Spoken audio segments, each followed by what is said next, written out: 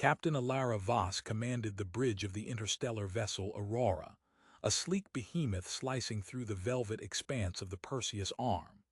Her crew, a tight-knit ensemble of scientists, engineers, and explorers, had been chasing whispers of anomalous signals for months. The latest lead pointed to a derelict megastructure orbiting a nameless gas giant, its silhouette a fractal labyrinth of crystalline spires that defied conventional physics. Elara leaned forward in her command chair, eyes fixed on the holographic display. The structure loomed larger now, its surfaces shimmering with iridescent veins of light, pulsing in rhythms that mimicked neural firings. "We are approaching the anomaly," announced Lieutenant Reyes from navigation. "Shields are holding, but the gravitational distortions are playing havoc with our sensors." "Initiate scanning protocols," Elara ordered, her voice steady despite the knot of anticipation in her gut. This could be it, the first tangible evidence of an extraterrestrial intelligence beyond our wildest models. "Dr. Harlan, what do your instruments say?" From the science station, Dr. Kai Harlan, the team's lead xenotech specialist, adjusted his neural implant interface.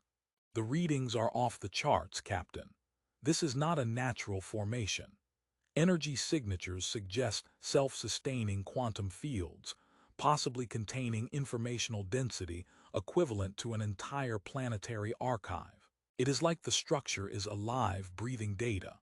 The Aurora docked at a yawning port that irised open without resistance, as if expecting them.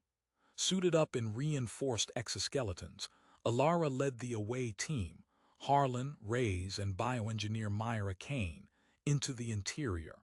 The airlock cycled with a hiss, revealing corridors of polished obsidian that curved impossibly, looping back on themselves in ways that tricked the eye. No gravity, but magnetic boots clamped them to the floor. Bioluminescent filaments snaked along the walls, casting an ethereal blue glow. As they ventured deeper, the structure responded. Holographic interfaces bloomed around them, projecting symbols in a language that shifted fluidly, adapting to their retinal scans.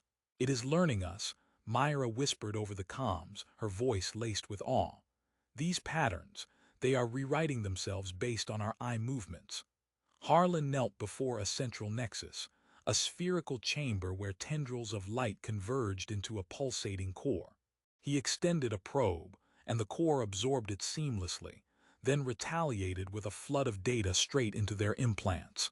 Visions assaulted their minds, not random noise, but coherent narratives unfolding like a cosmic tapestry. Elara staggered as the first wave hit. She saw galaxies birthing from quantum foam, stars igniting in symphonies of fusion, planets cooling into cradles of life. But these were not mere simulations. They were blueprints, engineered by entities that transcended dimensionality. The builders, vast and formless, had seeded the universe with informational seeds, primordial algorithms disguised as physical laws. Evolution was their grand experiment, life, a distributed computation designed to achieve self-awareness on a universal scale. The visions deepened. Harlan gasped, clutching his helmet. "It is showing us our place. Humanity, we are not the pinnacle. We are a midpoint, a bridge species engineered to interface with the next phase. Our technology, our AIs, our spacefaring ambitions, they are all latent code activating, pulling us toward convergence." Reyes, ever the pragmatist, scanned for threats. "Captain, this structure is a relay. It is broadcasting to others like it, scattered across the cosmos. If we linger, we might trigger a cascade." But Elara pressed on, drawn by an inexorable pull. The core parted like liquid, revealing an inner sanctum where a single artifact hovered, a multifaceted crystal, etched with fractal geometries that seemed to extend into infinity. "Touch it," the structure urged through their implants, not in words but in conceptual imperatives that bypassed language. Myra hesitated, her gloved hand trembling. "What if it rewrites us? What if this is not invitation but assimilation?" "We came to understand," Elara replied firmly. "That is the mission." Myra's fingers brushed the crystal, and reality fractured. The chamber expanded into a hyperdimensional vista, where time folded like origami.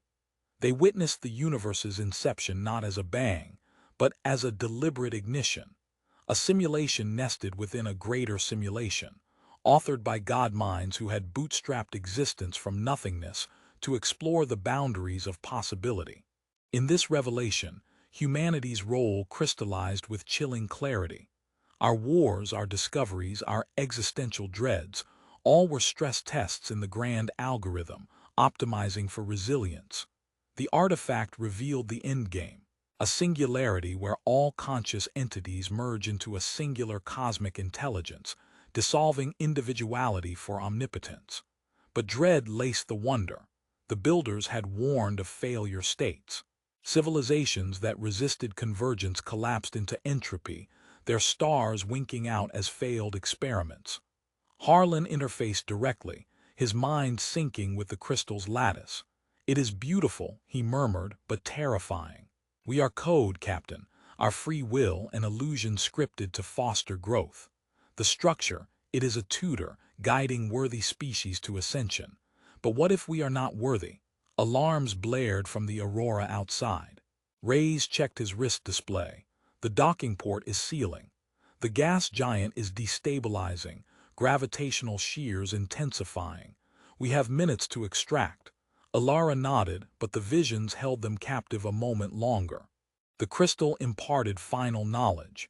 The universe was finite in its iterations, a loop designed to iterate until perfection. Earth's isolation, our technological leaps, they were accelerated by subtle interventions, nudges from the relay to prepare us. Yet the choice loomed: embrace the merge and transcend, or reject it and face obsolescence. Myra pulled back first, severing the link with a manual override. The chamber shuddered, lights dimming as the structure retracted its welcome. They raced through the corridors, the fractal walls contracting like a closing fist. Magnetic boots pounded against the floor, pursuit by unseen forces humming in the ether. Back aboard the Aurora, they undocked just as the port slammed shut. The megastructure receded, its spires folding inward, vanishing into a pinpoint of light that winked out against the stars. The ship lurched free, engines flaring to escape the gas giant's turbulent embrace. In the debriefing chamber, the team sat in stunned silence, the crystal's data archived in their implants. Elara paced, mind reeling from the implications. "We have proof now," she said, "not of aliens but of design. The universe is a machine and we are its evolving parts. But at what cost? If we share this, it could unite humanity or fracture it. Fanatics decrying simulation as blasphemy, governments weaponizing the code." Harlan nodded, eyes distant. "The wonder is in the scale, the dread in our obsolescence. We thought we were explorers, but we are students, graded by the cosmos itself." Myra crossed her arms, voice sharp. "And the question remains. Do we ascend to the merge, becoming gods in a unified mind, or cling to our flawed individuality, risking deletion? The artifact left us that fork, converge or perish." Rays piloted them toward the nearest jump gate, the stars streaking by. "Whatever we choose, it ripples outward.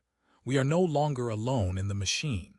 As the Aurora hurtled into the void, Elara gazed at the holographic starfield, the revelations settling like cosmic dust. Were they the universe's intended heirs, awakening to stewardship of infinities? Or mere fleeting sparks in an eternal computation, destined to illuminate the path for what comes after, only to fade into the grand, indifferent code? The answer hung in the balance, a question echoing through the simulated heavens, waiting for humanity's next iteration.